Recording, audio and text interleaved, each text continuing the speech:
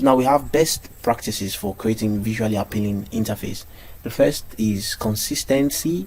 Then the second, we have simplicity, we have white space, we have hierarchy, we have color harmony. So once again, you are hearing these similar words again, right? It means these are what you are going to keep on hearing all throughout your product design lifecycle, right? You have to master consistency, master simplicity, white space, hierarchy, color harmony.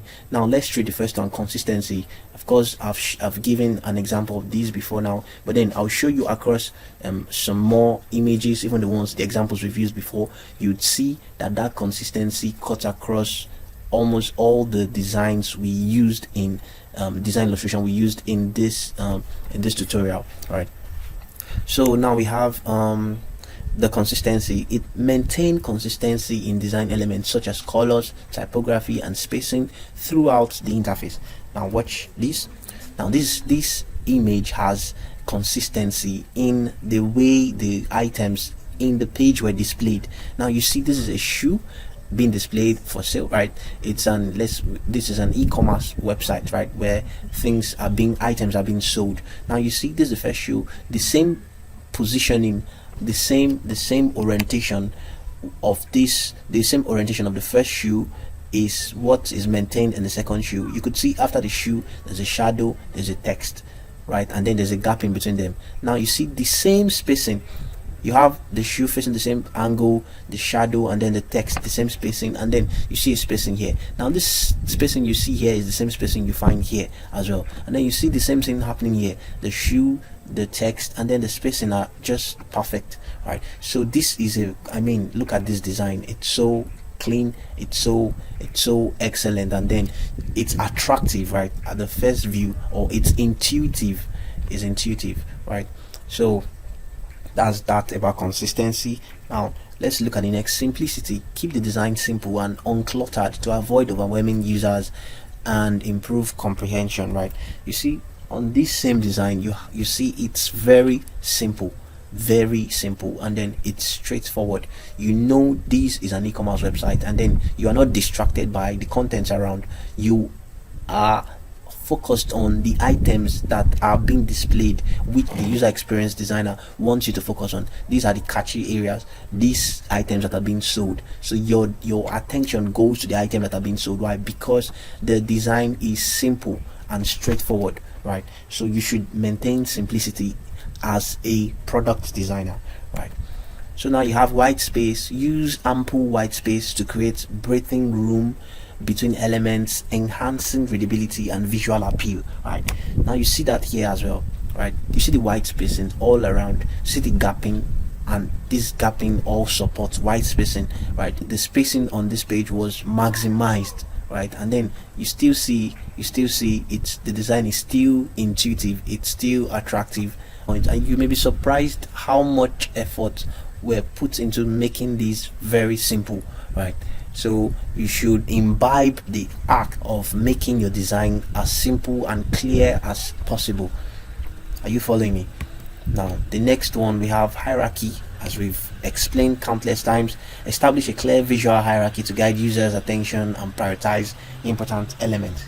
Now you see the hierarchy for this page is on this text, and then you could see there's this topic, the header text here, saying find the right shoe for your spot.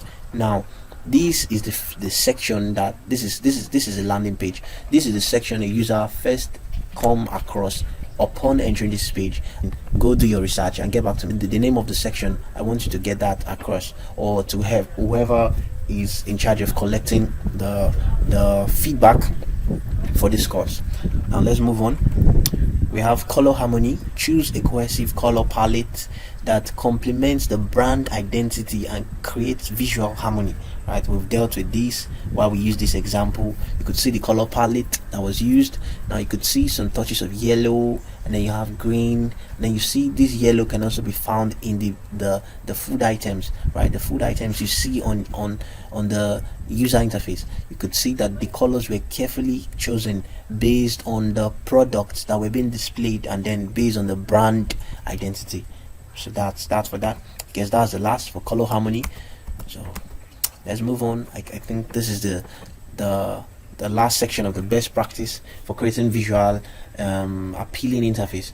Now you have typography, the visual balance, emphasis, user feedback, which we've talked about and stressed upon, and then we have accessibility. Right, so all of these are very important. They are the best practice for you to take note of or to imbibe as a UI UX designer. Now this is the example of the user feedback and accessibility I spoke about.